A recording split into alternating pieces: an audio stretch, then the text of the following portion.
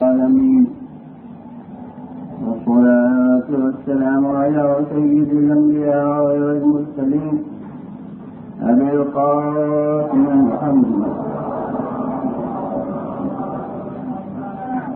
خاتم النبيين وآله الطيبين الطاهرين المعصومين. أما بعد فقد قال الله سبحانه في كتابه المبين وهو أصدق الصادقين: ليس البر أن تولوا وجوهكم قبل المشرق والمغرب ولكن البر من آمن بالله واليوم الآخر والملائكة والكتاب والنبيين وآخر ما على ربه للقربى واليتامى والمساكين وابن السبيل. قال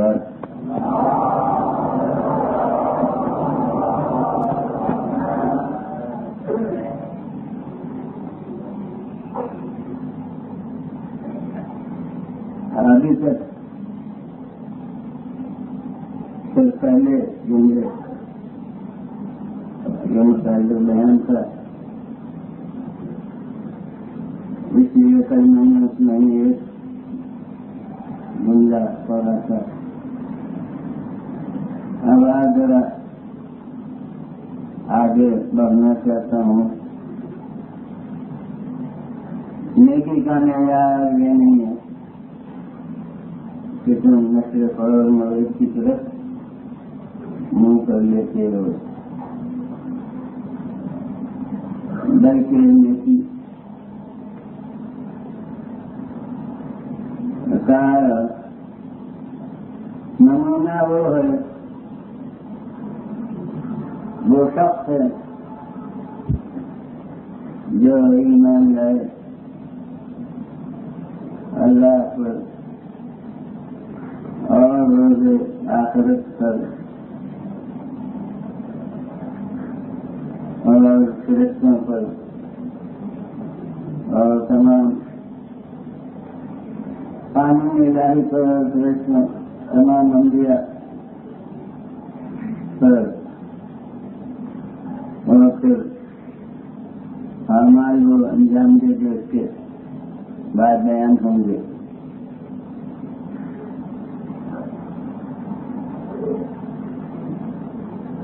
تو ان اوقات میں جو معیار نیکی کا ہے،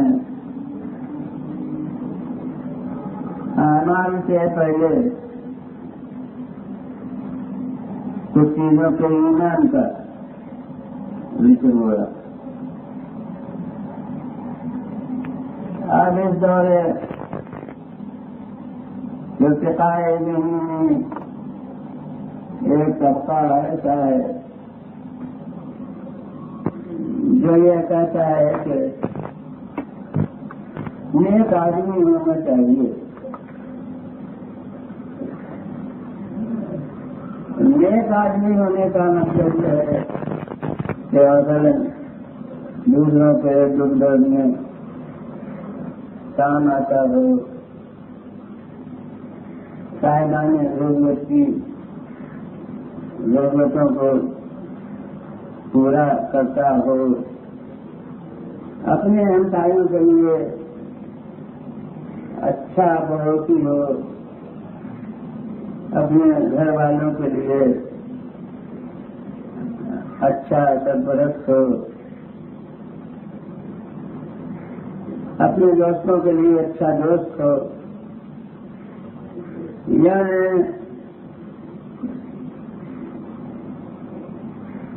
اعمال اور افعال کے لحاظ سے جو باتیں خلق خدا کو پریشان کرنے والی ہیں ان سے الگ رہتا. تو بس اس دنیا میں وہ بہت اچھا آدمی ہے. اب اس کے بحثی کیا ہے کہ اس کے تصورات کیا ہیں، اس کے خیالات کیا ہیں، کس چیز کو مانتا ہے اور کس چیز کو نہیں مانتا. یہ جو دین کے ساتھ عقائد کا ایک عالم شریف کر دیا گیا ہے، یہ مانے اور یہ مانے اور یہ مانے اور یہ مانے، یہی چیزیں اس دنیا میں تفریقے کا باعث ہیں کہ کوئی مانتا ہے اور کوئی نہیں مانتا، کوئی جو مانتا ہے وہ ایک گروہ ہو گیا، جو نہیں مانتا وہ دوسرا گروہ ہو گیا.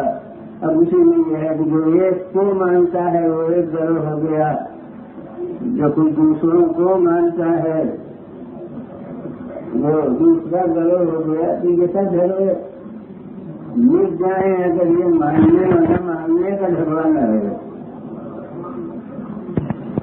جو چاہے مانے اور جسے چاہے مانے، لیکن بس کاروبار میں اچھا آدمی ہو اور لوگوں کو فائدہ رکھانے سکتا ہو اور بے ضرر آدمی ہو تو بس یہ کافی ہے. نیکی کا معیار بس یہ ہونا چاہیے. مگر آج اس وقت میں کسی بین الاقوامی مجمع کے سامنے تو تقریر کرنے رہا ہوں. بحمد اللہ بین الاسلامی مجمع ہے. تو اب آپ کتنی ترقی یافتہ ہو جائیں، کتنی آزاد خیال ہو جائیں، لیکن بہرحال قرآن کو تو آپ مانتے ہیں اس لیے کہ مسلمان. تو جب قرآن کو بہرحال مانتے ہیں تو میں کیا کروں کہ آپ کا یہ گویا ترقی یافتہ تصور قرآن کے مطابق نہیں ہے. قرآن نیکی کے معیار میں اعمال کی جہیز بات کو بیان کرے گا اور کہے یہ کہتا ہے کہ آمنا باللہ والیوم الآخر والملائکۃ والکتاب والنبیین وآتینا سب خیات المالا ہوتی. وہ اعمال کی جہیز اس کے بعد شروع ہوتی. تو اب اس سے ظاہر ہے کہ وہ اعمال ثانوی حیثیت رکھتے ہیں. جبھی معیار نیکی میں بات کو بیان ہوئے اور یہ سب چیزوں کا ایمان یہ افضلی حیثیت رکھتا ہے. جبھی اس کو معیار نیکی میں سب سے پہلے بیان کیے گئے. تو جب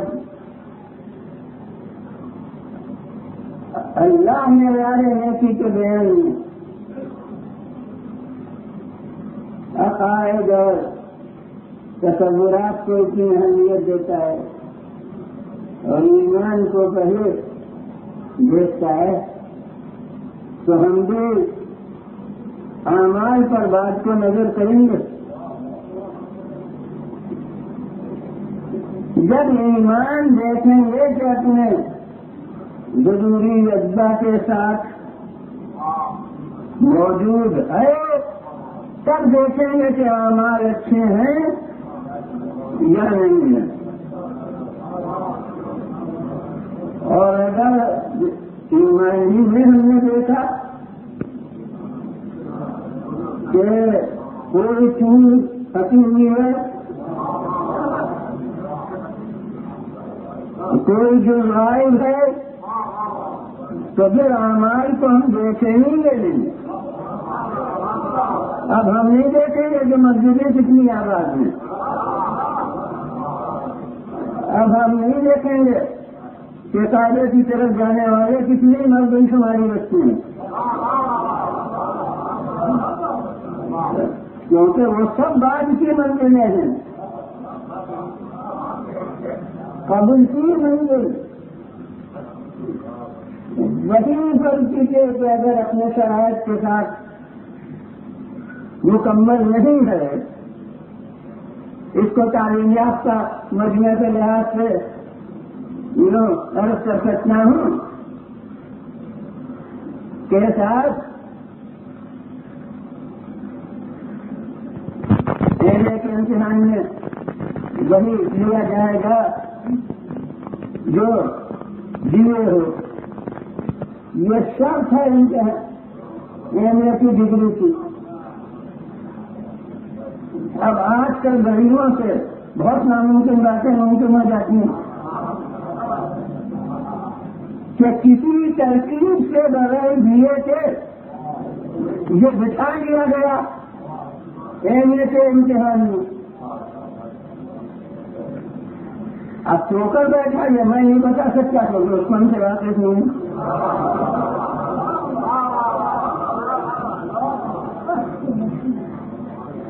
بہرحال کوئی ایسی ترکیبی درخواست میں اس نے لکھی ہے جو لیے پورا سن میں نے پاس کیا، مگر اس کی بات پر اعتبار کر کے سمجھ مانی نہیں گئی۔ اب جو بھی ہوا ہو غلط کسی صورت سے کوئی غلط فہمی کوئی دھوکہ کسی بنا پر بغیر BA پاس کیے ہوئے وہ ایم اے کی کرسی پر آ گیا، پرچہ اس نے بہت عمدہ کیا۔ اب اپنی قابلیت سے بدختیاری ہے ہم کا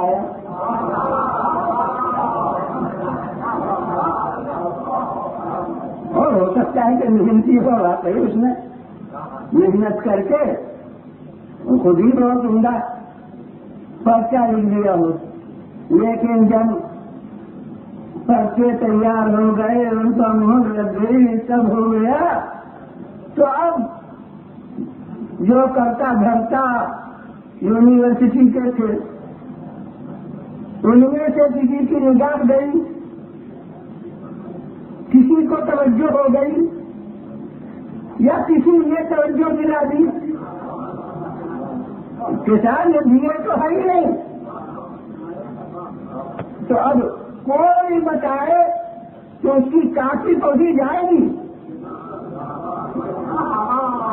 یعنی وہ کیسا لکھا ہے دان کی منزل ہے، وہ تو جب پڑھی جائے کاپی تب پتا چلے گا کہ اس نے جواب سوالات کا کیسا دیا ہے۔ لیکن جب یہ پتا چل گیا کہ شرطی نہیں حاصل تھی تو اب کاپی کھول کے دیکھی ہی نہیں جائے گی۔ اب وہ لاکھ فریاد کرے کہ میں نے تو ایسی عمدہ کاپی لکھی تھی، میں نے ایسے جوابات دیے تھے، لوگ کہیں گے فائدہ کیا ہے، یونیورسٹی برا دیں گے، نتیجہ کیا ہے، جب تو یہ شرط تھی امتحان کی داخلے کی وہ تم نے پوری نہیں تھی۔ اسی طرح میں کہتا ہوں کہ یاد رکھیے کہ امتحان داخلے عمل میں شیخ اور مومن ہونا،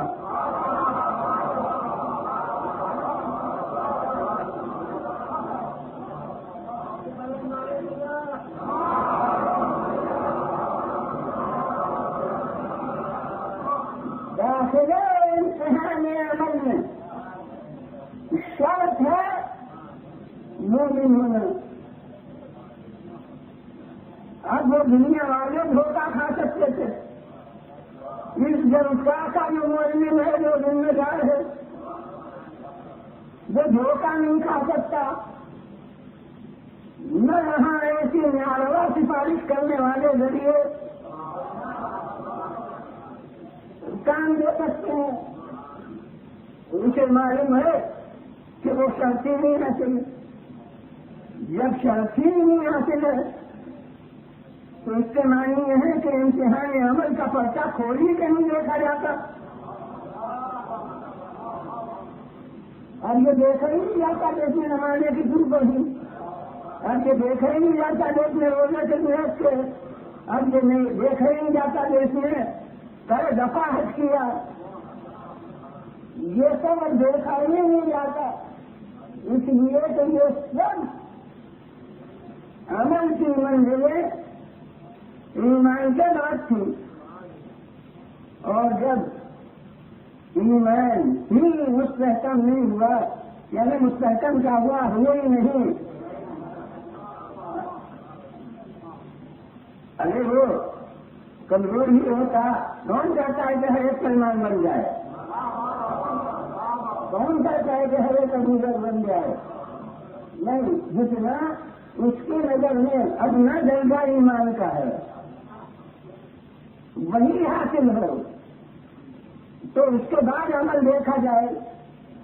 لیکن جب یہ کہ عمل کی منزل میں فرق کیجیے تو بالکل سدھ رہے گا، بہت سے اجزا جو کہ نہیں ہے عمل ایمان کے وہ حاصل نہیں ہیں، تو اس وقت میں اعمال دیکھ لیے جائیں گے۔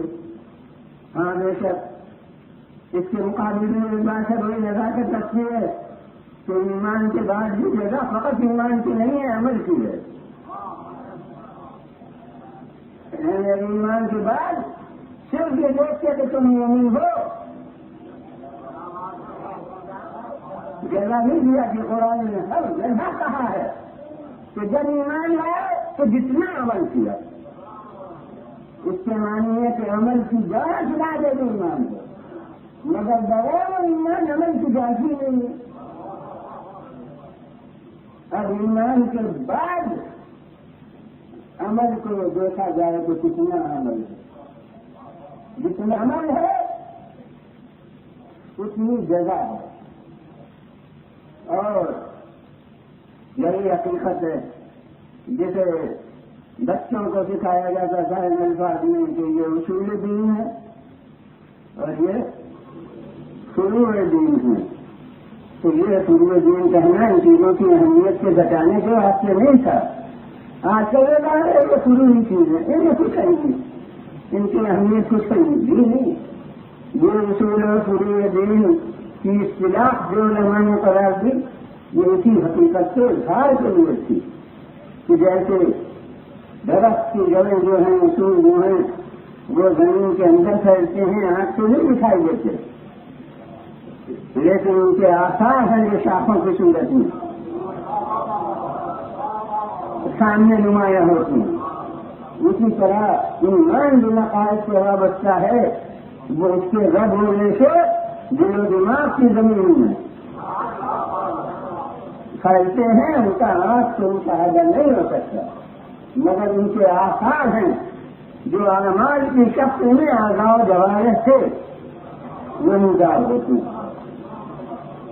اس لیے اگر اعمال کمزور ہیں تو جو کی خبر لیجیے، یہ ہو نہیں سکتا کہ جو مستحکم ہو اور پھر شاخیں اس کی پریمردہ ہوں۔ اگر شاخیں پریمردہ ہیں تو بالٹیوں میں پانی لے جا کے شاخوں کو نہیں ڈبویا جائے گا، بلکہ جڑوں میں پانی دیا جائے گا۔ اگر جڑ میں نیندی پیدا ہوئی تو شاخوں میں پھر خود بخود پیدا ہو جائے گی۔ اسی طرح اگر شاخیں پریمردہ ہیں تو حضور والا زبردستی کسی نظام سے جاری کرنے سے معیار نیکی حاصل نہیں ہوگا۔ ضرورت ہے کہ دل و دماغ کی تہوں میں ان تصورات کو ذہن نشین کیا جائے جن کی بدولت شاخیں خود ہوئے نہ ہوں۔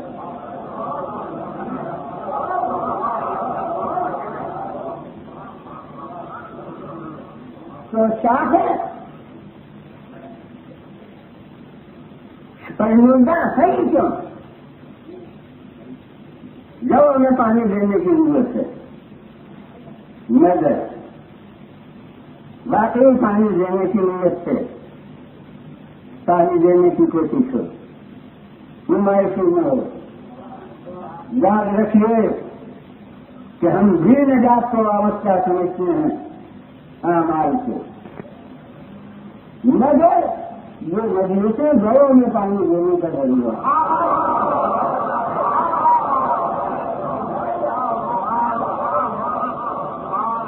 بس ایسے کے مجلسوں سے ان اصول کی جڑوں میں پانی پہنچانا مد نظر ہو، صرف تفریح ترائے مد نظر نہ ہو۔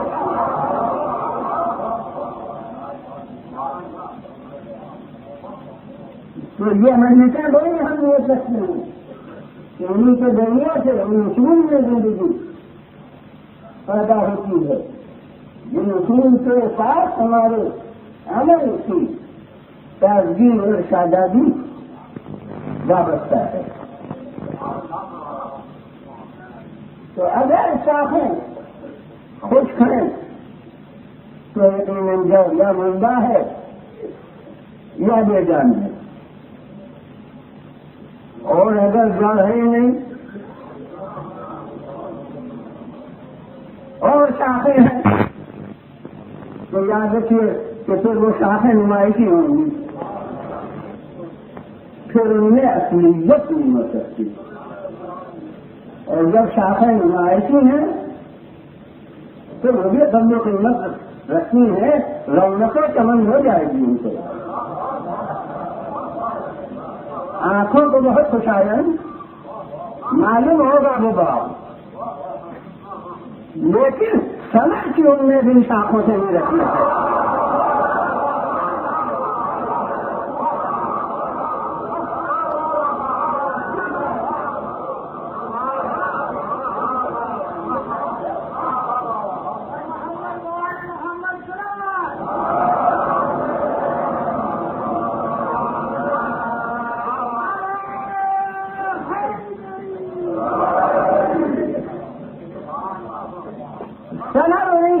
حاصل ہو سکتا ہے جو اصل سے وابستہ ہے۔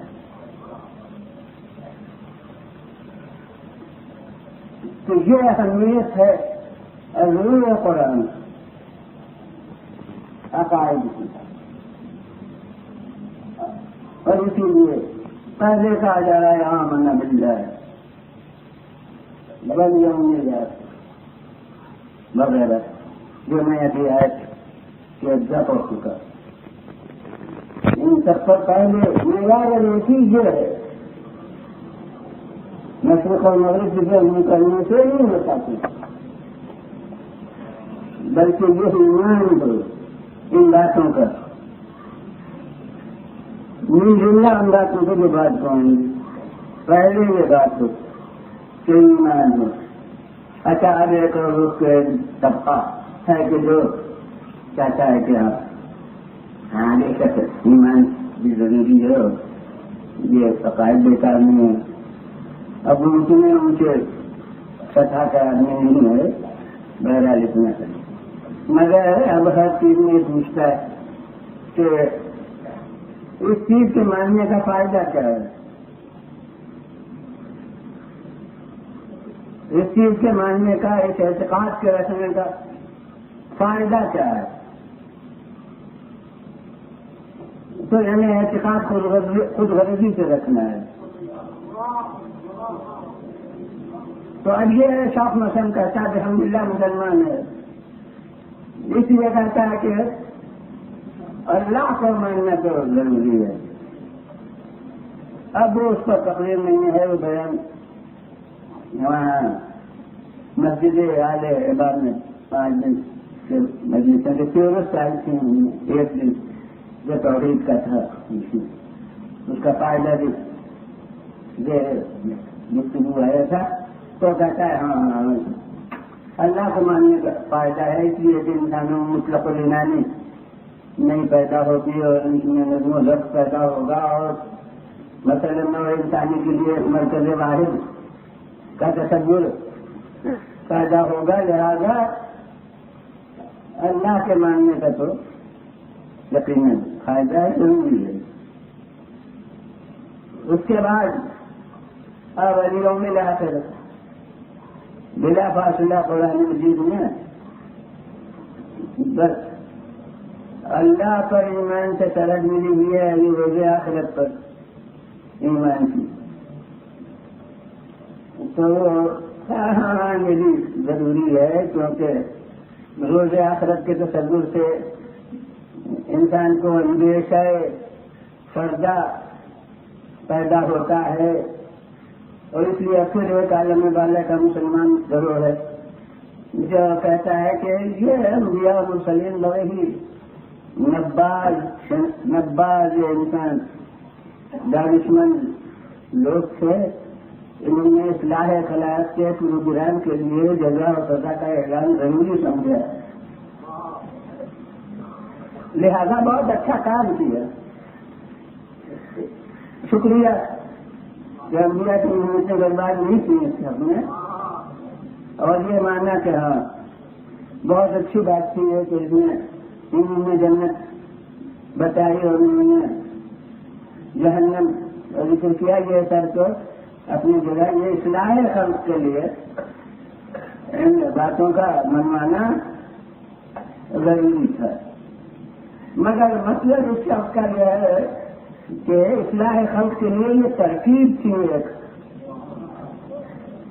جو انبیاء و مرسلین نے بہت عمدہ اختیار کی تھی، مگر ہے وہ کچھ نہیں، یعنی نتیجہ یہ ہے کہ انبیاء و مرسلین انہوں نے کام تو بہت اچھا کیا تھا کہ ان پر چیزوں پر ایمان کی دعوت دی، مگر خود اس شخص کو ایمان ہے نہیں، یہ کہتا ہے کہ یہ اصلاح خلق کی ایک ترکیب تھی اور وہ بہت کامیاب ترکیب تھی، اس کی وجہ سے بہت لوگ اچھے آدمی بن گئے، بہت اصلاح خلق میں انبیاء کو کامیابی ہوئی ہو گئے، مطلب یہ کہ یہ بس ایک سیاسی ذریعہ تھا اصلاح خلق کا، تو اب مجھے اس سے کوئی بحث نہیں، مگر مطلب یہ ہے کہ یہ اس کا سمجھتا ہے کہ وہ اس کا ماننا بے شک اس میں فائدہ تھا، اب چاہے فائدہ نہ ہو، لیکن ایک وقت میں ضرور اس سب کا بہت فائدہ تھا، لیکن اب پہلے تو عقلی طور کے اوپر اس تصور کا کہ اس کو ماننے کا کیا فائدہ ہے؟ میں کہتا ہوں کہ حقیقتیں فائدے کی وجہ سے نہیں مانی جاتی ہیں، اس لیے مانی جاتی ہیں کہ یہ حقیقت ہے، وہ عمل میں ہے کہ کیا فائدہ ہے، لیکن ماننے میں میں آپ سے پوچھتا ہوں کہ یہ کیا فائدہ ہے ماننے میں کہ یہ شامیانہ ہے، کیا فائدہ ہے ماننے میں کہ یہ لاؤڈ اسپیکر ہے، کیا فائدہ ہے ماننے میں کہ یہ منبر ہے، یہ تخت ہے، ہر ایک شخص سوال کرنے والے کو احمد سمجھے گا تو کہتا صاحب اس میں فائدے کا سوال کیا، شامیانے کو اس لیے ماننا ہے کہ ہے شامیانہ، یہ لاؤڈ اسپیکر کو اس لیے ماننا ہے کہ لاؤڈ اسپیکر ہے کہ ہے، اس تخت کو اس لیے ماننا ہے تخت ہے کہ یہ ہے، تو معلوم ہے کہ حقیقتوں کے ماننے میں فائدے کا سوال نہیں، حقیقت سمجھنے کا سوال ہے۔ اب یہ حقیقت مشاہدے سے متعلق ہے، آپ نے مشاہدے سے کہتے ہیں کہ ہے تو کیوں نہ مانے، یعنی صرف ان کا حقیقت ہونا متقابل ماننے کا ہے، تو جو آنکھوں سے دیکھی ہوئی حقیقتیں نہیں ہے، مگر ذرائع ایسے ہیں کہ انہیں حقیقت یعنی یقیناً وہ حقیقت ہے، پر کہ ماشاء اللہ آپ ایسے ہیں کہ واجد ماجد کو اپنے دیکھا تھا آپ نے، مگر دادا صاحب کو آنکھوں سے نہیں دیکھا تھا، وہ والد نے بتایا تھا کہ ہمارے والد وہ تھے، اب یہ تو آنکھوں سے دیکھی ہوئی چیز نہیں ہے، اور آپ کہہ رہے ہیں میرے جیسے اندر دو تھے، میں کہتا ہوں کیا فائدہ اس کو سمجھنے کا، اپنے فائدے کا کیا سوال ہے میرا دادا، ایک یہ چاہ رہے کہتے ہیں کہ میں سادات ہوں، وہ کتنی دوستوں کو جا کے سلسلہ ان کا مل رہا ہے. میں کہتا ہوں کہ آپ کو چاہے فائدہ ہو، ہمیں کیا فائدہ اس سے ملنے سے کہ آپ سادات ہیں. کچھ حقوق سادات ہیں ممکن ہے اس کے استحقاق کے لیے آپ کا فائدہ ہو، لیکن ہمیں اس سے ملنے سے کیا فائدہ کہ آپ سادات ہیں. نا فائدے کا کیا سوال، میں ہوں فائدے. معلوم ہوتا ہے کہ حقیقتوں میں یہ سوال نہیں پیدا ہوتا کہ اس میں فائدہ کیا ہے. حقیقت اس لیے مانی جاتی ہے کہ یہ ہے حقیقت. آج وہ چیز کروں کہ جو چیز مشاہدے سے متعلق ہے وہ معیار حکم ہوتا ہے اس قانون میں، اور جو چیز مشاہدے کے وجود سے باہر ہے اس کا ماننا معیار ایمان ہوتا ہے.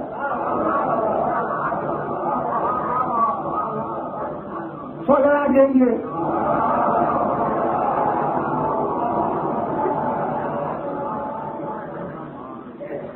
جو مشاہدے میں چیز ہے اس کو کوئی کام نہ مانے تو دیوانے کی سمجھ ملے گی، کافر کی نہیں.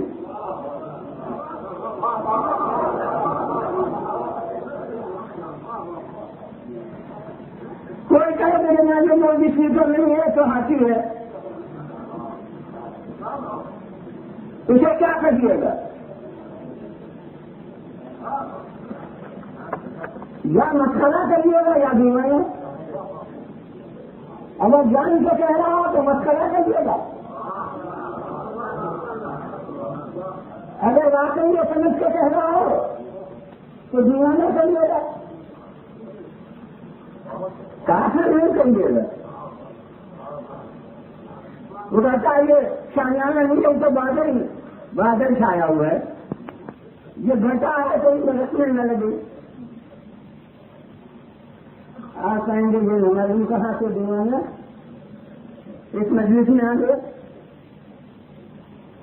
کافر نہیں کریے گا. یہی مشاہدہ ماضی بننے کے بعد تاریخ ہو جائے گا. جو چیز بر وقت مشاہدہ ہے وہ بعد وقت تاریخ بنتی ہے. لہذا جس طرح مشاہدات ثانی سے وہ زیادہ سے زیادہ دیوانہ قرار پاتا ہے، کافر نہیں قرار پاتا، اسی طرح تاریخی واقعہ کتنا ہی مسلم ہو اس کا ممکن زیادہ سے زیادہ مجنون کہلائے گا، کافر نہیں ہوگا.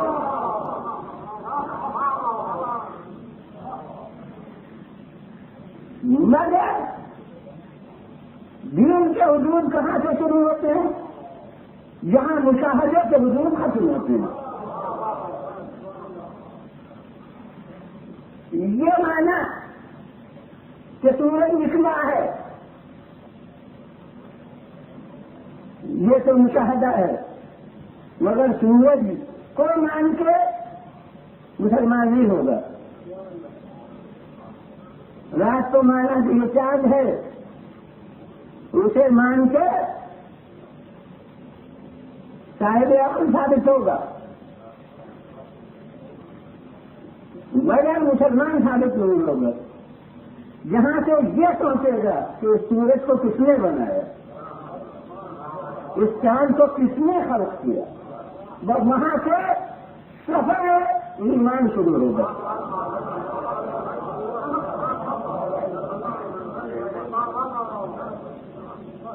تو معلوم ہوا کہ دین کی بنیاد ایمان بالغیب پر ہے.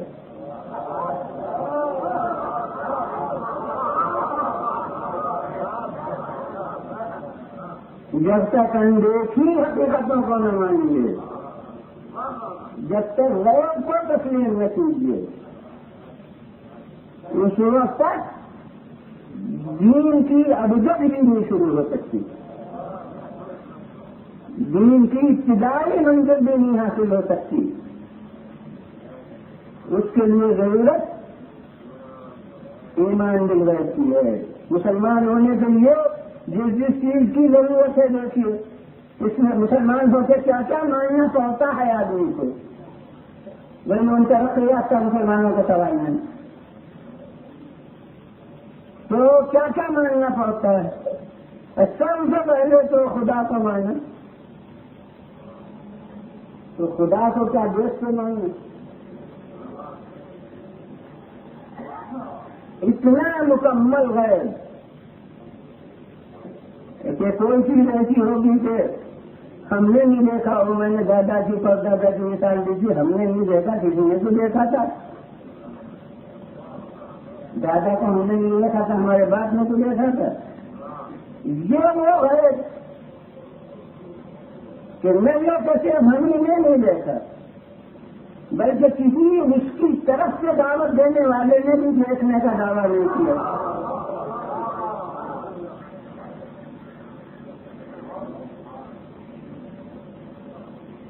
تو یعنی مکمل غیب ہر ایک شخص کی بنسبت غیب. کسی کو جاگتے میں نہ دیکھا ہو, خواب میں دیکھا ہوگا. بہت سے بزرگ ہیں ان کو خواب میں دیکھتے ہو, مگر یہ وہ غیب جسے خواب میں بھی نہیں دیکھا. اور ممکن ہے کسی نے وہ اسرائیل میں لطیفہ بھی جو وقوع میں آیا ہوا لطیفہ ہے وہ ممکن ہے کبھی بیان کیا ہو. جن صاحب نے دعویٰ کیا تھا اللہ سبحانہ کو خواب میں دیکھنے کا, جو انجام ہوا وہ میں نے بیان کیا تھا ایک دفعہ, شاید نہیں آلے بن یا کہیں ہو. تو غرض یہ کہ اس وقت نہیں بیان کرنا, مگر میں کہتا ہوں عقلی طور پر کہ نہیں خواب میں بھی نہیں دیکھا, کیونکہ خواب میں بھی وہی چیز دیکھی جا سکتی ہے جو بیداری میں دیکھی جا سکے. آواز خواب میں بھی سنی جائے گی, دیکھی نہیں جائے گی. خوشبو خواب میں بھی سننے میں آئے گی, مشاہدے میں نہیں آئے گی. نرمی اور سختی کے خواب میں بھی چھونے سے محسوس ہوگی, دیکھنے سے محسوس نہیں ہوگی. اور جو بات ایسی ہو کہ بیداری میں نہ دیکھنے کے قابل ہو, نہ سننے کے قابل ہو, نہ چکھنے کے قابل ہو, نہ چھونے کے قابل ہو, وہ خواب میں بھی تو کر دیتی ہو سنی جائے گی. اور بس ایسی ہم کہتے آگے بہو کہ اس کے معنی ہے کہ جو بھی خواب میں دیکھا جائے وہ نہیں ہوگا, کوئی اور ہوگا. اور جو اس کا مان کیا ہے اس کا دشمنی ہوگا.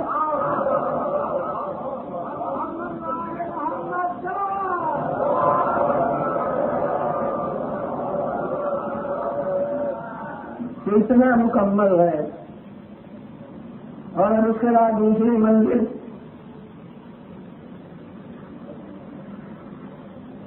تمام ضلع کے فرقہ مسلمانوں کے جو اصول ہیں اس کے لحاظ سے کہوں کہ دوسری منزل رسالت.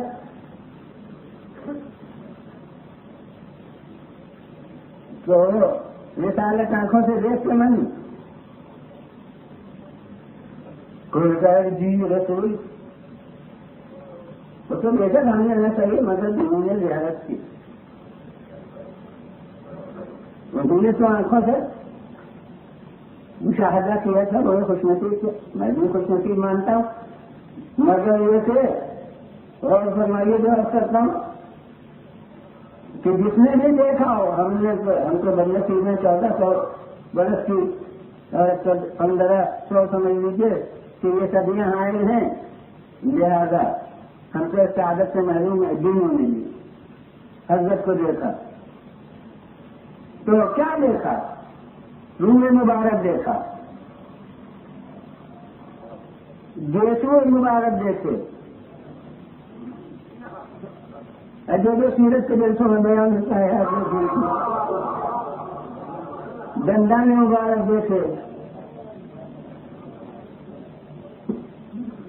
مشاہدہ جو ہے ان باتوں کا ہے. مگر میں کہتا ہوں کہ مسلمان جو ہوئے ہیں کیا اس روح مبارک کو دیکھتے ہوئے ہیں؟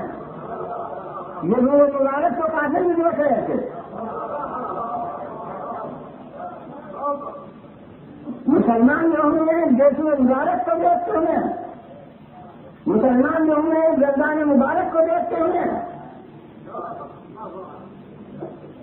ہمیں اس روح مبارک پر ایمان نہیں لانا ہے, اس یسوع مبارک پر ایمان نہیں لانا ہے, اس گندان مبارک پر ایمان نہیں لینا ہے. ایمان لانا ہے پر اللہ کے رسول ہونے پر. ایمان اس بات کی اللہ کے پیغمبر ہیں. اب بتائیے کہ اللہ کا پیغمبر ہونا یہ کیا مشاہدے میں ہے؟ روح مبارک مشاہدے میں ہے, یسوع مبارک مشاہدے میں ہے, بندائے مبارک مشاہدے میں ہے, مگر اللہ کا رسول ہونا یہ مشاہدے میں نہیں ہے. ارے بھیڑیے والے کو جب نہیں دیکھا تو بھیڑیاں کہاں دیکھیں گے؟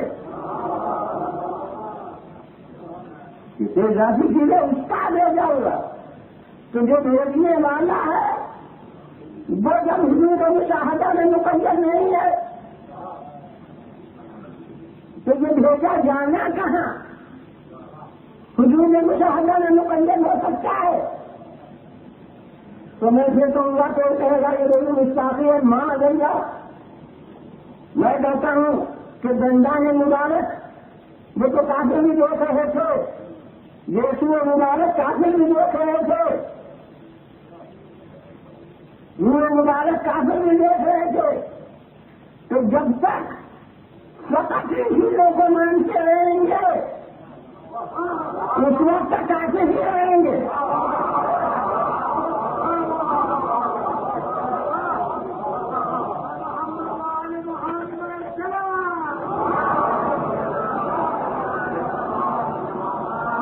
جب اللہ کا رسول مانیں گے تب مسلمان ہوں گے. تو معلوم ہوا کہ رسالت بھی آنکھوں سے دیکھنے کی چیز نہیں, وہ بھی غیب کے متعلق تھی. اور اس کے بعد ہر قدم پر سننے والوں کو ایک کھانچا محسوس ہوگا کہ میں توحید کے بعد رسالت تک پہنچ گیا اور اب رسالت کے بعد قیامت ہے. اب کتنا بڑا کھانچا آپ کو محسوس ہوا. ایسا میں نے کہا کہ وہی اصول بیان کر رہا ہوں کہ بلا تفریق کرتا سبھی جس کو مانتے ہیں تو حضور والا اب رسالت کے بعد قیامت ہے. تو قیامت کو مانا تھا کیا آنکھ سے دیکھ کے مانا ہے؟ حضور آنکھ سے دیکھ لیتے قیامت تو قیامت تھوڑی نہ جاتی.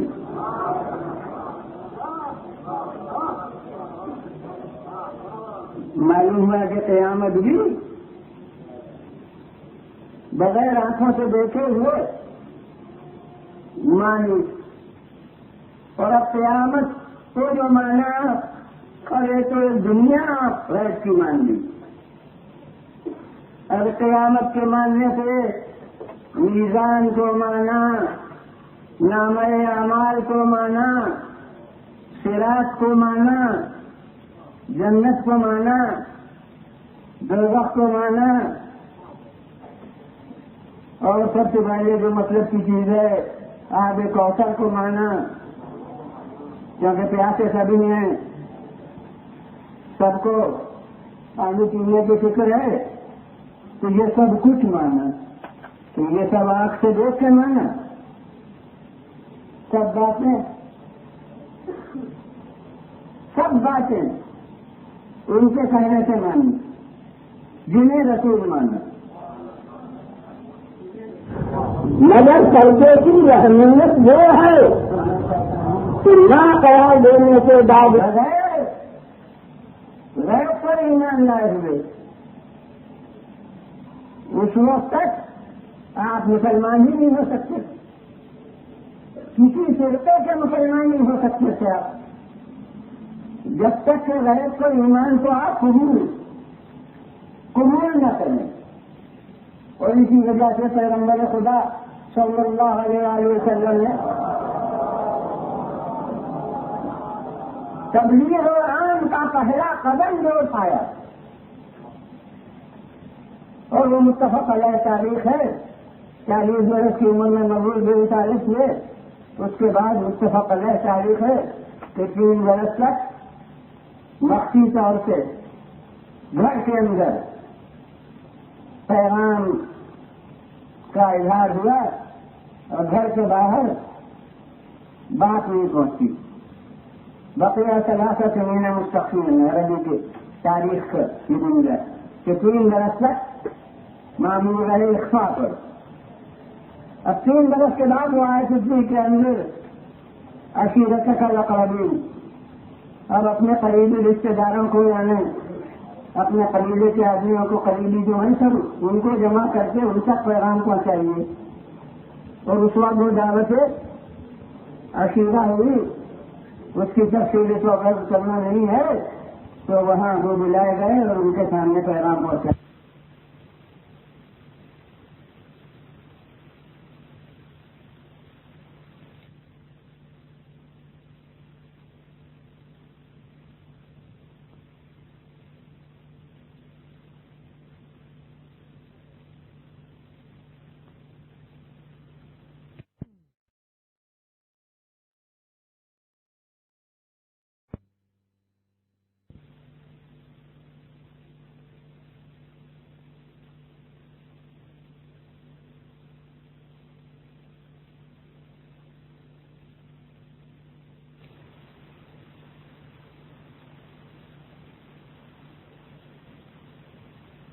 کی تربیت کیجیے.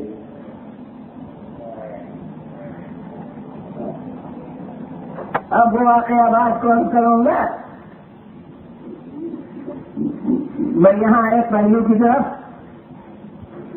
اور ابن خلدونی طریقہ تاریخ یہ ہے کہ روایت سے زیادہ روایت وہ مقدم ہے اور آج کل کا جو طریقہ تاریخ نویسی کا ہے اس میں بھی ابن خلدونی کا طریقہ وہ بہت ہی مقبول ہے. جدید تاریخ نویسی کے اصول میں بھی روایت سے مقدم ہے. تو اب میں کہتا ہوں ذرا دعوت اسلامی کی رفتار دیکھ لیجیے جو متفق علیہ ہے کہ بات گھر سے چلی گھرانے تک پہنچی. گھرانے سے چلی تب دنیا تک پہنچی. تو اب صادق ایمان کو گھر میں ڈھونڈیے گا یا دنیا میں؟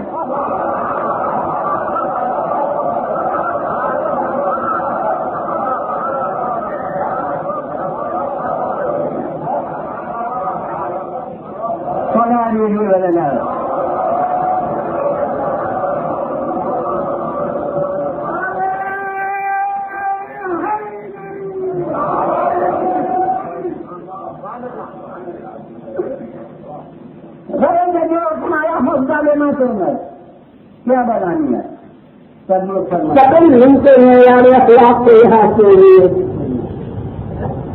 اور اس کے بعد صفا کر تشریف لے گئے. بہت سی باتیں ایسی ہیں جب تک آدمی حج کو نہ جائے سمجھ میں نہیں آتی. اور جب تک دیکھا نہیں تھا اس وقت کتابوں میں آتا تھا کہ جی کوئی صفا پر گئے ہم سمجھتے تھے کہ کوئی صفا کوئی شہر کے باہر پہاڑ ہوگا تو ہم وہاں چلے گئے تو وہ وہاں آدمی کہاں سے آئیں گے. پھر یہ کہ پہاڑ کے تصور سے جو ہمارے ذہن میں خیال آتا ہے تو بس پہاڑ ہی ہیں جو ہمارے ذہن میں آتے ہیں. اب وہاں جا کے دیکھا تو دونوں مشکلیں حل ہو گئی کہ یہ کعبہ منورہ ہے کعبہ ہے اور بس اس کے سامنے گئے تو لاہی گئے صفا ہے اور بائیں طرف مروہ ہے اور اب تو دروازے اور پھاٹک اور عمارتیں یہ سب بن گئی ہیں، اس وقت تک تو یہ سب تھا نہیں، کھلا ہوا میدان تھا۔ اس کے معنی میں ہے کہ کعبے سے لے کے اور کوہ صفا تک سب سہنے کا ہے، اور اب وہ پہاڑ کا جو تصور تھا وہ بھی جا کے وہ ختم ہوا کہ وہ پہاڑ کیا ہے۔ سنتے رہے کہ پہاڑ ہے تو ہے، ورنہ ہمارے یہاں تو بہت سے ٹیلے اس سے زیادہ اونچے ہیں جس کو دنیا پہاڑ کہہ رہی ہے۔ جب میں فریضہ حج سے گزر ہوا ہوں تو اس وقت اسی سال دائیں میٹ سے اڑائی جا رہی تھی پہاڑی، تو میں اور میرے رفقا شاید آخری لوگ تھے جو پہاڑ کی شکل میں اس پر چڑھے، کیونکہ 1.5 مہینے میرا قیام رہا تو پھر میرے سامنے ہی وہ اس کی صورت بدل گئی اور وہ پہاڑی رو کر اور میرے سامنے زینے بن رہے تھے۔ میں پھر ان زینوں کے اوپر آخر میں چڑھا، اس شکل قدیم کے اوپر بھی میں چڑھا جو میرے نزدیک تو پھر سنت وہی تھی، اور پھر جو نئی شکل ہوئی اب چاہے کوئی بدعت نہ سمجھے،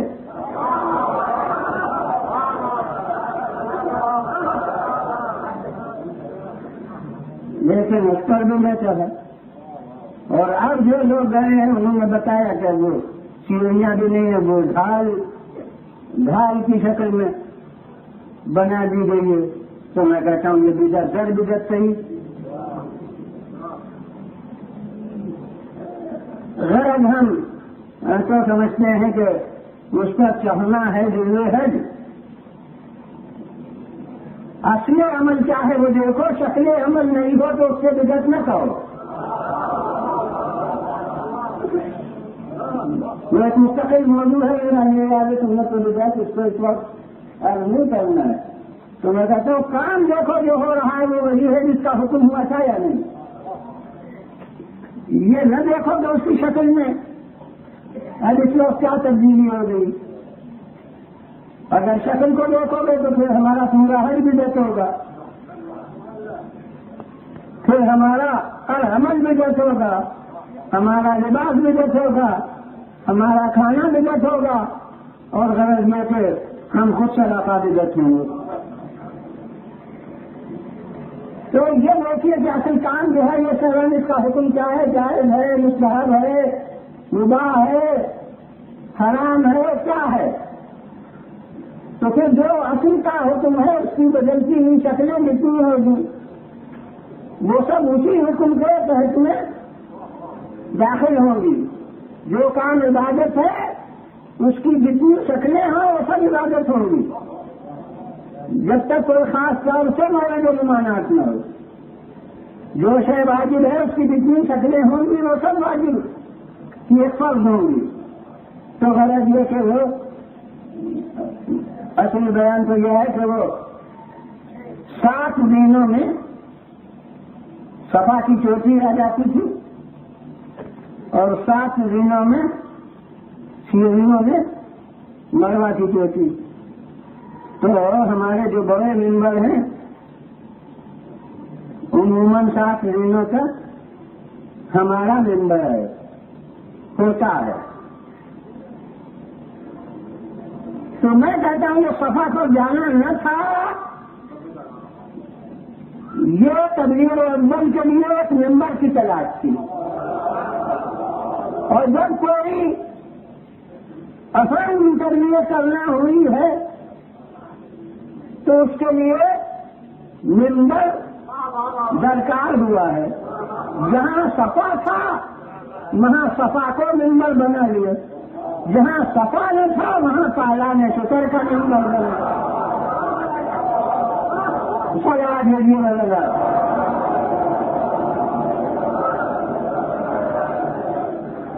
پھر بولے گا آپ صفا لگا۔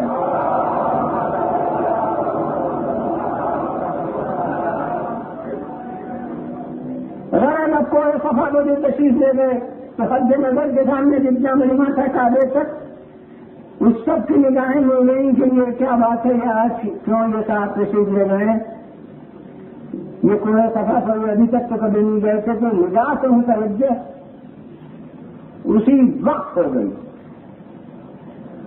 اور اب اس کے بعد جب سب متوجہ ہو گئے تو اب ابھی کہتے کچھ نہیں، صرف سوال کیے دیتے ہیں۔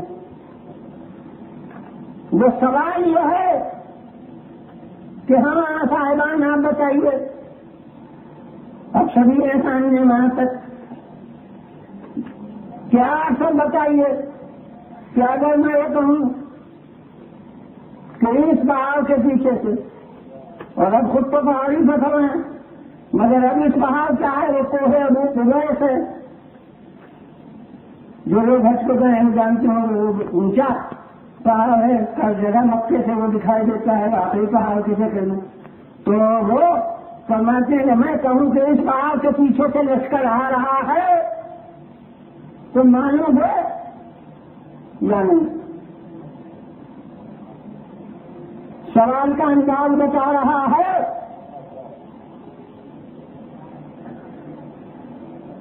کہ اگر ابھی مجمع کر دے تو نہیں مانیں گے تو آگے کچھ نہیں کہا جائے گا۔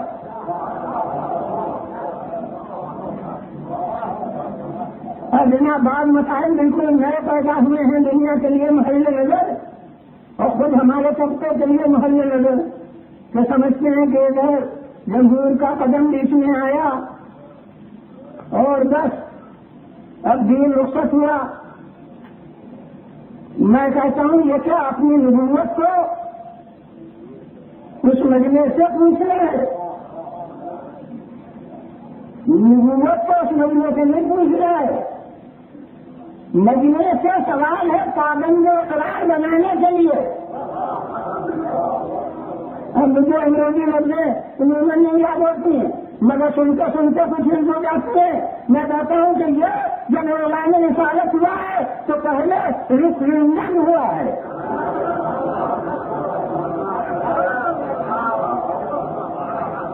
اب جب مجمع کہنے کہ ہاں ضرور مانیں گے تو اس کے معنی سے جمہور پابند قرار ہو گئی۔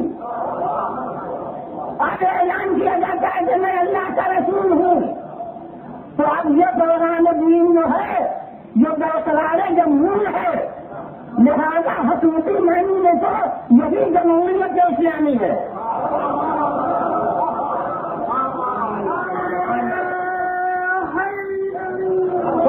یہ بولنا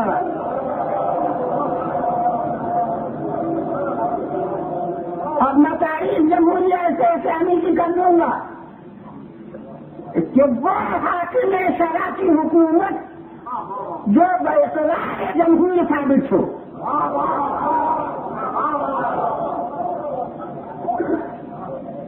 جمہور کے اقرار سے کہ ہم مانیں گے، جو حکومت قائم ہو وہ اس کے معنی ہے کہ اب جو نہ مانے وہ خود فیصلے جمہور کے خلاف کر رہا ہے۔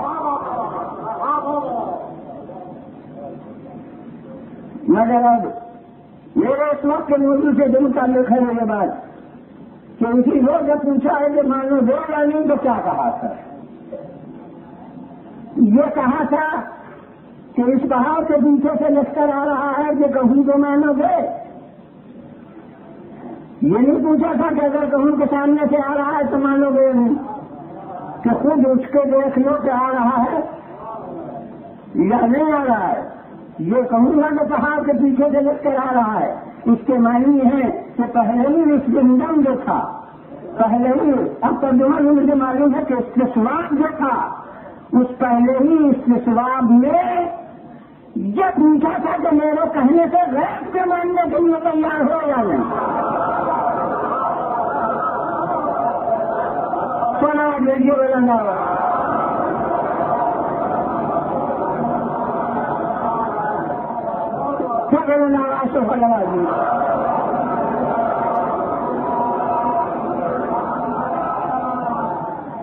اب جو میں نے کہا کہ ضرور مانیں گے تو اس کے معنی یہ ہے کہ غیب پر اقرار کا، غیب پر ایمان کا اقرار کر لیا کہ آپ کے کہنے سے ضرور ہم جو غیب کی باتیں ہیں انہیں مانیں گے.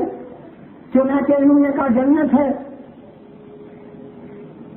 مسلمانوں نے مان لیا کہ ہے، کیونکہ وہ تو کہیں چکے تھے کہ جو آپ کہیں وہ ہم مانیں گے.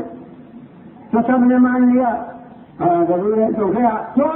اس لیے کہ آپ کہہ رہے ہیں، آنکھوں سے دیکھا ہے نہیں، آپ کہہ رہے ہیں لہذا مانتے ہیں. آپ نے کہا دوزخ ہے، ہم نے کہا ہاں ضرور ایمان ہے ہمارا اللہ حق. کیوں؟ اس لیے کہ آپ نے کہا آپ کہہ رہے ہیں، ہم نے اقرار کیا تھا کہ جو آپ کہیں وہ دیکھے مانیں گے،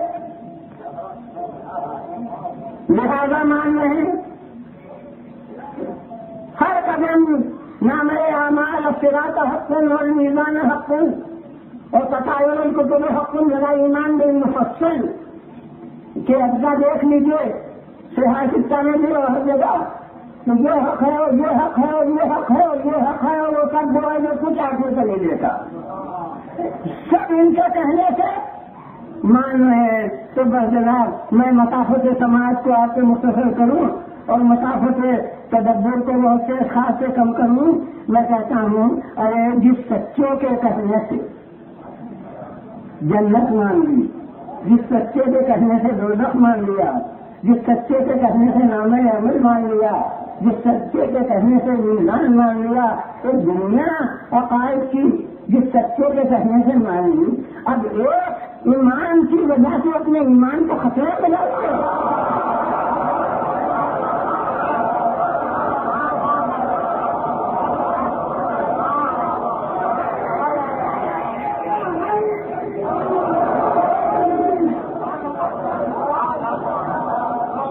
یہ بلند آواز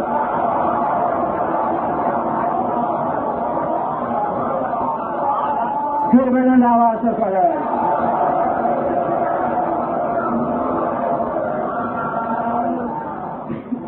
بھائی جس کے کہنے سے سب کو مان لیا، اس کے کہنے سے اسے بھی مان لیا.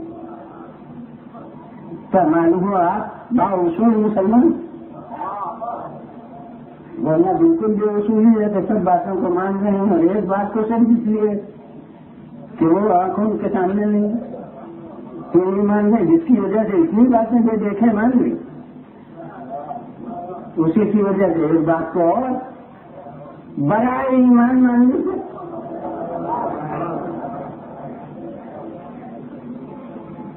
کوئی کہے کہ ارے صاحب انتظار اتنا تو نہیں، میں کہتا ہوں بہت مجمل جواب کہ اس انتظار کی مدت زیادہ ہے اور جنت کا انتظار کی.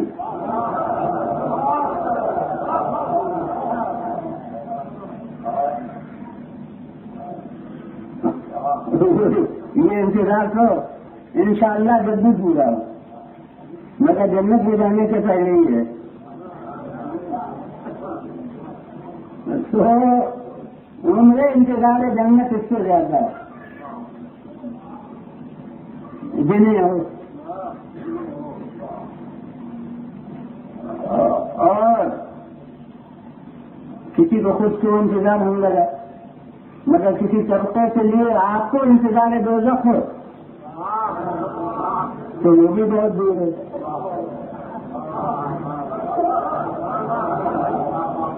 اس میں انتظار ہو تو جنت والے انتظار سے بھی کم ہے اور اس دوزخ والے انتظار سے بھی کم ہے. اور ہمارے نزدیک جو مقصد انتظار جنت کا اور انتظار دوزخ کا ہے وہی مقصد اس ایمان کے آنے کے انتظار کے لیے، کچھ کے لیے اس کا آنا جنت ہے، کچھ کے لیے دوزخ ہے.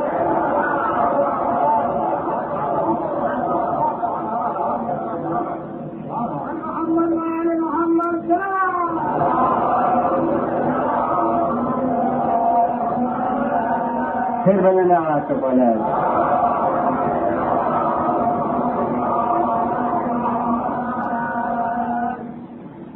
اب وہی فائدہ کیا؟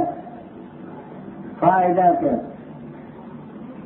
تو اب وقت پورا ہو چکا ہے میں لکھ کر، تو میں کہتا ہوں کہ اللہ کے دن بات شروع کی تھی اسی کو ختم کر دوں کہ اللہ کے آنے کے آج کل والے بھی کرتے ہیں نا فائدہ، اور لوگ آ کر کے اچھا آپ اپنے پیغمبر کو ان کو پیغام پر عمل کرنا ہے تو ان کو بھی ایمان لانے سے فائدہ ہے، ہمارے نظام سے اس کا تعلق ہے، مگر میں کہتا ہوں کہ فرشتوں پر ایمان سے کیا فائدہ؟ بتائیے حضرت جبریل امین کو مانیں گے تو کیا ہوگا، اور نہ مانیں گے تو کیا نقصان ہوگا؟ اور پھر اس سے سب سے بڑھ کے خوفناک ملک الموت، اب مانے تو کیا فائدہ، نہ مانے تو کیا نقصان؟ ماننے سے وہ خوش ہو کے ہمیں معاف نہیں کریں گے، نہ ماننے سے جھلا کے وقت سے پہلے روح قبول نہیں کریں گے، تو کیا فائدہ کیا؟ مگر میں کیا کروں گی؟ قرآن کہہ رہا ہے کہ معیار نے کی اللہ روز آخرت بل ملائکہ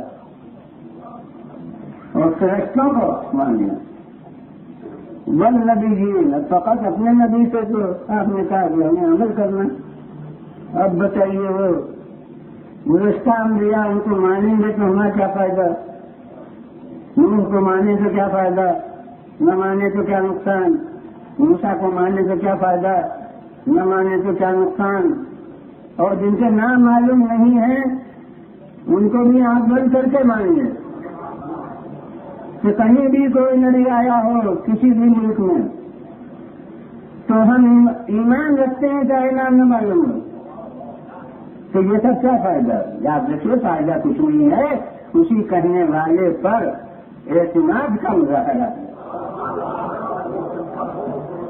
اور جس کو عام زبان میں اعتماد کہتے ہیں اسی کو مذہب کی زبان میں ایمان کہتے ہیں۔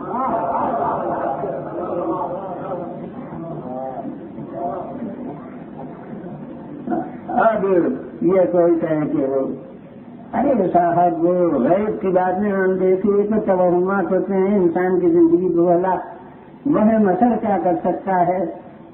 میں کہتا ہوں کہ آپ کے مشاہدہ پرست ہیں، میں بنا مشاہدہ اگر دکھاؤں کہ ہم دیکھی حقیقتوں کے ماننے میں جو تاثیر ہے وہ مشاہدات میں نہیں ہے تو آپ کو بربنا مشاہدہ ماننا چاہیے۔ اب دو مرتبے بس، ایک باب فضائی کے اور پھر باب مصائب۔ میں کہتا ہوں کہ ایک اللہ کا بندہ بستر پر لیٹا ہوا ہے، جس پہ کسی بھی تلواروں کا حصار ہے، شب ہجرت کا موقع یاد دلا رہا ہوں۔ اب مشاہدات کیا ہیں؟ لچکتے ہوئے لہجے مشاہدہ ہیں، چمکتی ہوئی تلواریں مشاہدہ ہیں، دشمنوں کی کثرت مشاہدہ ہے، اپنی تنہائی مشاہدہ ہے، ان کے آپس کے جو گفتگویں ہیں، کوئی کہتا ہے ابھی حملہ کر دو، کوئی کہتا ہے صبح کا انتظار کرو، یہ بھی محسوسات میں داخل ہے، یہ ان کے آپس کے چرچے، یہ بھی دائرے احساس میں ہیں جو عالمی شعور کا جو ہے، یہ سب ہیں مشاہدات۔ پورا واقعہ نیز کرنا ہے جو میرے مطلب سے متعلق چیز ہے۔ میں کہتا ہوں ان تمام مشاہدات کا اثر کیا ہے کہ نیند ہو جائے۔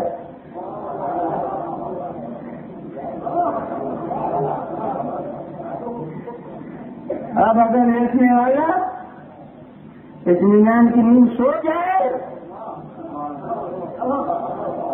تو سمجھیے کہ مشاہدات دو اثر ہیں، اور کسی اندیکھی طاقت کے حکم کا دباؤ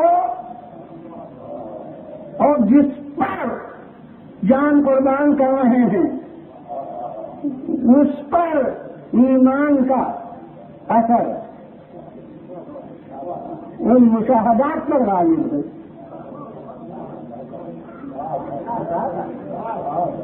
اور ماشاء اللہ ارباب فہم ہے میرے یہاں ماشاء اللہ جتنا بھی مجمع ہو اس کی مردم شماری تو میں جانتا نہیں، لیکن یہ سمجھتا ہوں کہ سب ارباب فہم ہوتے ہیں. تو غور کیجیے جو غور کر رہا ہوں کہ حکم لیٹنے کا تھا سننے کا نہیں، اور عقلاً نہیں ہو بھی سکتا تھا، کیونکہ حکم فعل اختیاری سے متعلق ہوتا ہے. لیٹنا فعل اختیاری نہیں ہے، لیٹنا فعل اختیاری ہے. سو جانا فعل اختیاری نہیں ہے. میں کہتا ہوں حکم لیٹنے کا تھا جو فعل اختیاری ہے. سونا کیفیت نفس ہے. اگر نفس سے مسترد ہوگا تو نہیں چھوڑے گا، اگر نفس سے مطمئن ہو جائے تو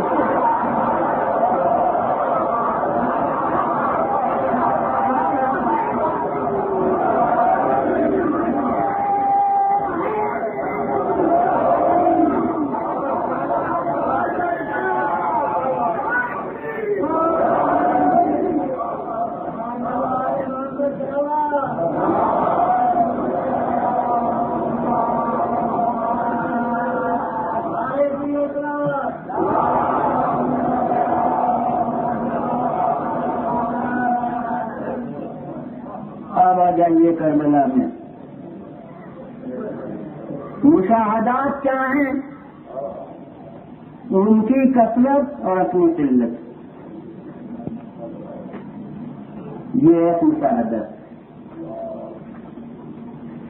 ان کے تر و تازہ چہرے، اپنے ساتھ والوں کے پرمردہ لب.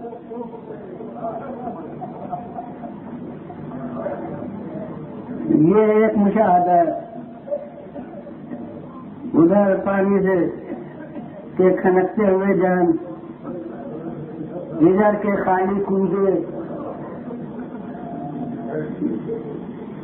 یہ ایک مشاہدہ.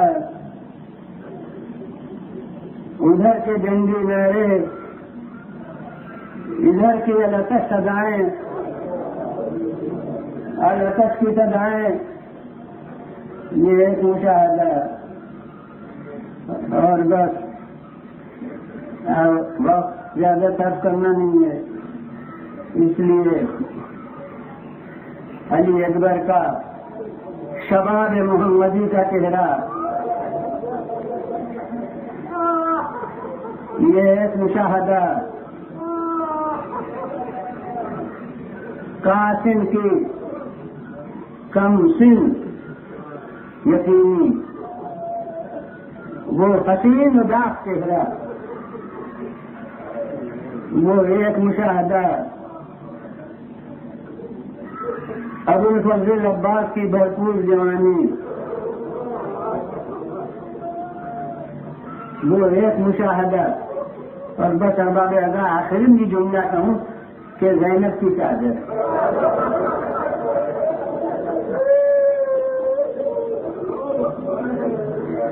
یہ ایک مشاہدہ.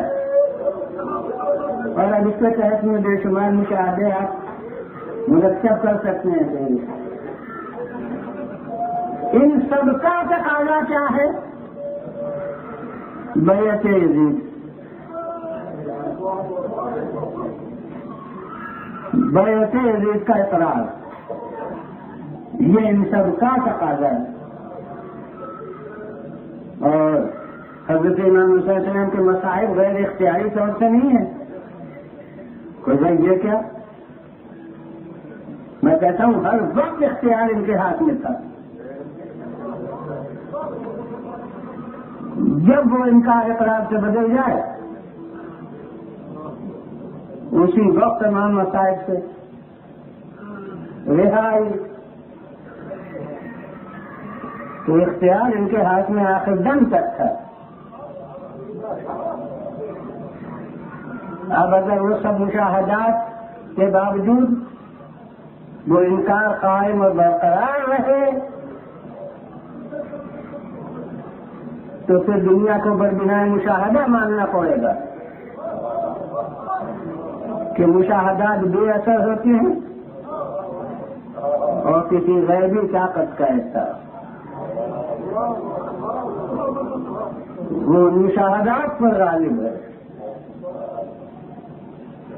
بس اہل عذاب آخری اتنا ہے کہ کوئی جنگ مربوبہ ہوتی اور ایک ساتھ سب شہید ہو جاتے تو ہمارے قیامت تک کے رونے کے لیے وہ بھی کافی تھا. مگر بخدا یہ جوہر اختیار صبر نمودار نہ ہوتا جو کربلا کے تدریجی رفتار مسائل میں ہے. اثار سب چلے گئے، عزیز سب موجود ہیں. اب بھی حسین اقرار بیعت کر کے علی اکبر کی جوانی بچا سکتے ہیں، عباس کے شباب کو بچا سکتے ہیں، قاسم ایسے عزیز بھتیجے کی زندگی کو بچا سکتے ہیں. مگر حسین نے اپنے عمل سے ثابت کر دیا کہ دیکھو جس راہ میں حبیب کی پیری گئی اسی راہ میں علی اکبر کی جوانی بھی جائے گی. ماشاء اللہ اجر کو مانا ہوا. ایک رجحان یہ ہے ایک رجحان آج کل کہ یہ باتیں خلاف شان امام ہیں، کچھ کہ یوں روئے یوں بین کیا یوں بےتاب ہوئے. ہمارے بہت بڑے شاعر نے مقبول عام صاحب ہے اور میں بھی ان کی بحیثیت سے شاعری بلندی کا قائل کہہ دیا ہے مقام مدح میں جو جمع بیٹے کی میت پر نہ رویا جو اسی تصور فکر کی معنی ہے. مگر میں کہتا ہوں بحیثیت شعر کتنا بلند ہو بحیثیت واقعہ صحیح نہیں ہے. میں کہتا ہوں ہمارے حسین ایسے نہ تھے جو علی اکبر ایسے بیٹے کو نہ روئے. مولا نے بیان بھی کیے ہیں، مولا پر اثرات رمز نمودار ہوئے ہیں. مگر اہل عزا یہ رونا نہیں تھا، یہ قربانی کی قیمت کا بتانا تھا کہ دیکھو کیسا میرا بیٹا تھا، دیکھو کیسا میرا بھائی تھا، دیکھو کیسا میرا بھتیجا تھا. معیار صبر یہ نہیں ہے کہ روئے نہیں، معیار صبر یہ ہے کہ جو ابھی بھائی کے سدا پر یا آئرن کے سرنگم ہونے پر کمر کھان چکا وہ اب جوان بیٹے کو روکتا تو نہیں. یہ ہے معیار صبر، کردار کی منزل پر استقامت کا معیار صبر. یہ ہونا کیا چیز ہے، یہ بیل کیا چیز ہے، یہ دیکھیے. اور میں کہتا ہوں اب آج 5ویں محرم ہو چکی ہے اور ابھی تک کربلا کی قربانیوں کا تذکرہ میں نے شروع نہیں کیا ہے. اب صرف 4 دن باقی، تو میرے بیان میں آج کا دن شہزادہ علی اصغر کے لیے رہتا ہے. تو میں کہتا ہوں ان الفاظ میں کہوں گا کہ وہ جو ابھی جوان کو رو چکا تو رونا تو میں منافی صبر نہیں سمجھتا، مگر یہ دیکھیے کہ وہ جو جوان کو رو چکا وہ اب بیشیر کو لانے میں عذر تو نہیں کرتا.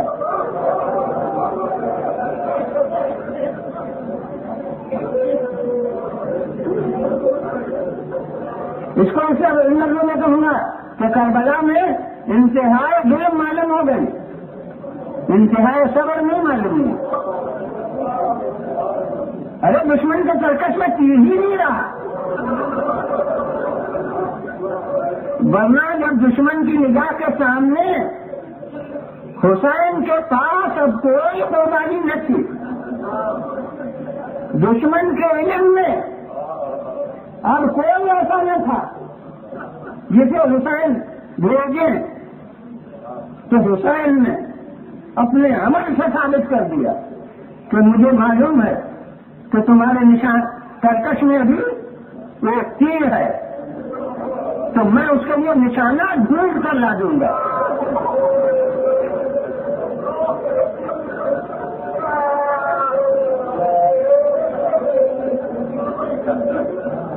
ڈھونڈ کر لا دوں گا. کیا مطلب ڈھونڈ کر؟ وہ خواہ گہوارے کی گود ہو، خواہ ماں کی آغوش ہو، خواہ خودی کی آغوش ہو، نہیں وہاں سے لا کے میں نشانہ تمہارے تیر کے لیے پیش کر دوں گا. اور آپ کے لیے جملہ دفتر مصیبت ہے، ممکن ہے جملہ میں نے اس کے پہلے میں کہا ہو کہ میں علی اصغر کی قوت برداشت کی داد دوں کہ انہوں نے اتنی طولانی آتش کے باوجود اپنے کو سنبھالا تیر کھانے کے لیے.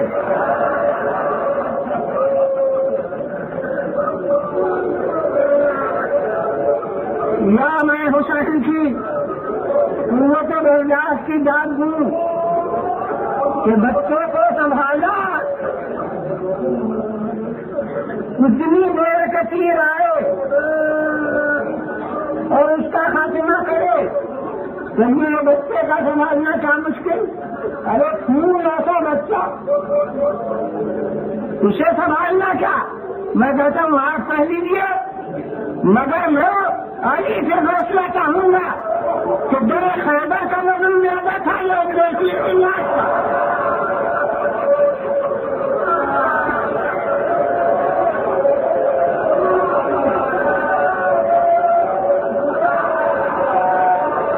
ماشاء اللہ ماشاء اللہ حضرتم اللہ بحمد اللہ. ایک جملے میں آپ پر وہ اثر کیا جو پورا حال بیان ہوتا اور آپ کو روشن نہ ہوتا، لہٰذا اب آگے نہیں بولوں گا. میں کہتا ہوں کہ یاکرین کبھی کبھی کہتے ہیں کہ حسین نے کانپتے ہاتھوں پر علی اصغر کو بلند کیا.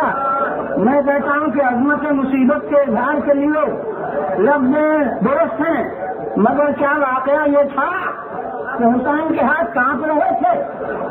یاد رکھنا چاہیے جتنا نشانہ مختصر ہو اتنا تیر کا خطا کرنا آسان ہے.